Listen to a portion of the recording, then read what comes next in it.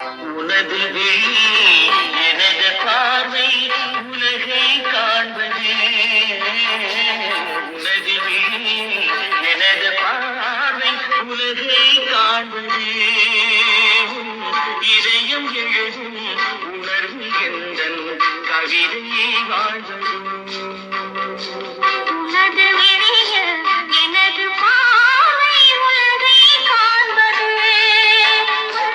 இதயம் எழுதும் உணர்வில் எந்தன் கவிதை வாழ்வது.